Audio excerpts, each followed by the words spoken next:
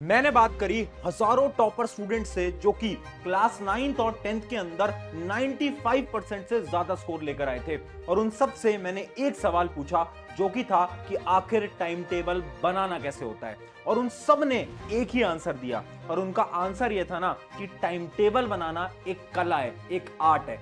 जिसने ये कला सीख ली ना वो किसी भी एग्जाम के अंदर बहुत अच्छा स्कोर आराम से कर सकता है। हाय एवरीवन, मैं हूं आप सभी का अपना प्रशांत भैया और आज मैं आपको टाइम टेबल बनाना सिखाने वाला हूं। यानी एक ऐसा सीक्रेट टाइम टेबल ना जो कि हर एक टॉपर स्टूडेंट फॉलो करता है। ये एक ऐसा टाइम टेबल है जिसकी मदद से तुम बहुत अच्छे मार्क्स स्कोर करके आओगे। अभी तक तुम सब ने कभी ना कभी अपनी लाइफ के अंदर टाइम टेबल तो जरूर बनाया होगा। मुझे पता है सबने बनाया क्योंकि मैंने भी अपने स्कूल टाइम में टाइम टेबल बनाया था और हम सब एक बहुत बड़ी गलती करते हैं। हम ना कुछ इस प्रकार का टाइम टेबल बनाते हैं जैसे कि मान लो सुबह 6 बजे उठेंगे, फिर स्कूल जाएंगे, फिर रेस्ट करेंगे, फिर ट्यूशन कोचिंग वगैरह जाएंगे, फिर डिनर करेंगे और रात को बैठ के थोड़ा बहुत होमवर्क स्टडी टाइम हम बनाते थे और इस प्रकार से हम सोचते थे कि इस टाइम टेबल को फॉलो कर लेंगे। पर होता ही क्या था ना, सिर्फ 2 दिन तक हम इस टाइम टेबल को फॉलो कर पाते थे। 2 दिन के बाद ये टाइम टेबल कभी फॉलो ही नहीं हो पाता था। क्या आपके साथ भी होता था? बिल्कुल होता होगा। क्यों? क्योंकि कभी बीच में किसी की शादी आ जाती थी। ऐसा भी बहुत बार होता था कि हमने सोचा था कि हम पढ़ना स्टार्ट करेंगे 9 बजे, पर हम थोड़े बहुत मोबाइल गेम्स वगैरह ये सब खेलने लग गए और 9:15 हो गए। फिर हम सोचते हैं कि आज तो टाइम खराब कर दिया और कल से पढ़ना हम स्टार्ट करेंगे। ये प्रॉब्लम सिर्फ तुम्हारी अकेले की नहीं है, ये हर एक स्टूडेंट की प्रॉब्लम है। इसका सोल्यूशन क्या है? इसी के सोल्यूशन के लिए मैंने टॉपर से समझा एक 3 स्टेप प्रोसेस जिसकी मदद से तुम एक टाइम टेबल बना सकते हो और एक ऐसा टाइम टेबल बना सकते हो जो कि तुम आराम से फॉलो कर पाओगे। चलिए एक एक करके स्टार्ट करते हैं। सबसे पहले समझते हैं स्टेप नंबर 1। स्टेप नंबर 1 क्या है कि आपको यह समझना पड़ेगा कि आपको रात में पढ़ना पसंद है या फिर दिन में पढ़ना पसंद है। आप सबसे पहले यह समझने की कोशिश करो।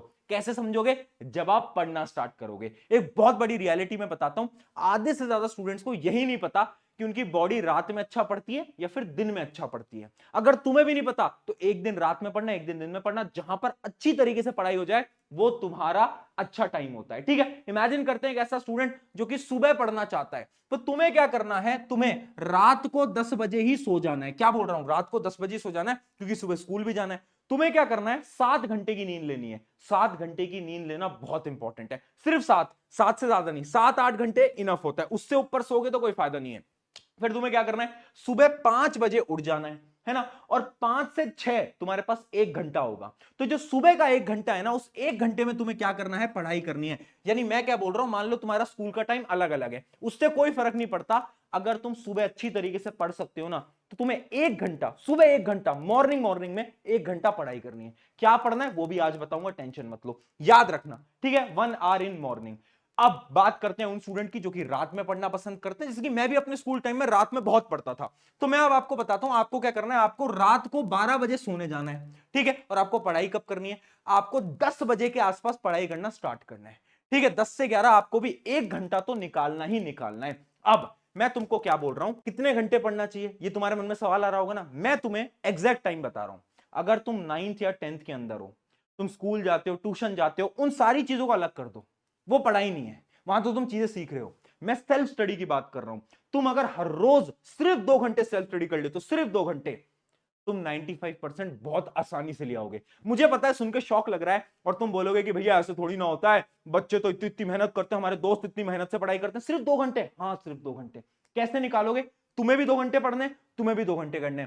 सबसे पहले तो एक बार वादा कर दो कमेंट सेक्शन के अंदर, यस आई प्रॉमिस, यानी एक वादा कर दो फटाफट से कमेंट करके कि हाँ तुम 2 घंटे मुझे हर रोज देने वाले हो। अब क्या करोगे तुम कि 1 घंटे तो तुम सुबह पढ़ लोगे। मॉर्निंग वालों के लिए बता रहा हूं, 1 घंटे सुबह पढ़ लिया। अब जो बचा हुआ 1 घंटा है वो तुम्हें क्या करना है? जब भी तुम्हें दिन में टाइम मिलता है, यानी दोपहर में टाइम मिलता है, शाम को टाइम मिलता है, आफ्टर डिनर टाइम मिलता है, तुम्हें जब भी तुम्हें 1 घंटा मिलता है उस समय पर तुम्हें 1 घंटे और पढ़ाई कर लेनी है। सिमिलरली जो नाइट वाले हैं, जो रात को पढ़ते हैं, 1 घंटा तो तुम्हें बता ही दिया मैंने, और 1 घंटा और निकाल लो, शाम को निकाल लो या फिर रात को निकाल लो। अगर तुम 12 बजे सोते हो तो 1 घंटा तुम्हें 11 से 12 में मिल जाएगा। ऐसे यानी तुम दोनों को ही 2-2 घंटे निकालने हैं हर रोज। ठीक है, क्लियर है? इतना तो कर लोगे। 2 घंटे कोई बड़ी चीज थोड़ी ना होते हैं। अब देखो, ये तो स्टेप नंबर 1 था। अब हमें पता चल गया डेली 2 घंटे पढ़ना है, रात को पढ़ना है, दिन को पढ़ना है, वो भी क्लियर हो गया। पर अब पढ़ना कैसे है? तो देखो, 2 टाइप की चीजें होती हैं।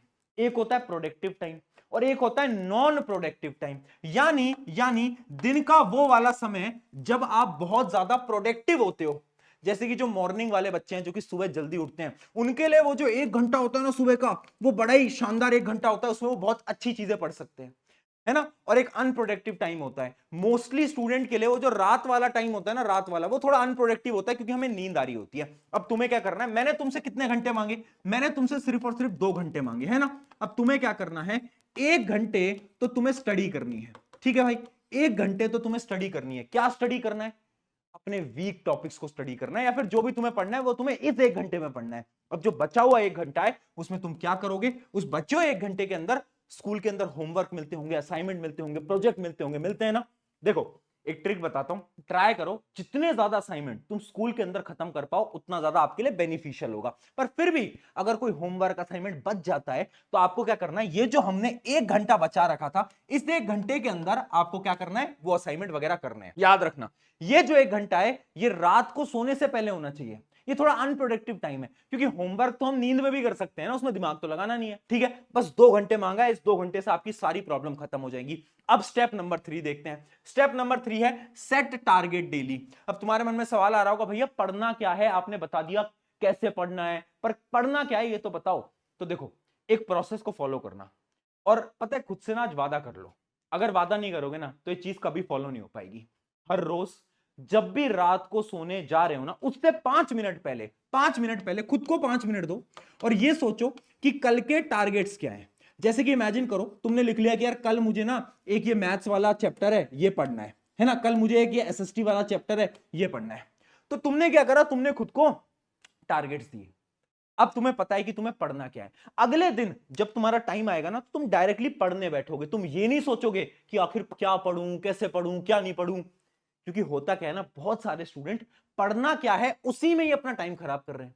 तो हर रोज रात को सोने जाने से पहले अगले दिन के टारगेट लिख लो कि ठीक है ये मुझे पढ़ना है और इसका मुझे होमवर्क करना है। ये टारगेट सेट होने चाहिए, लिखा करो इसको, आज से लिखना स्टार्ट कर दो। ये जो हैबिट है ना, ये हैबिट बहुत काम आएगी, जब तुम बड़े भी हो जाओगे तो भी बहुत काम आएगी। तो ये हैबिट बहुत इंपॉर्टेंट है।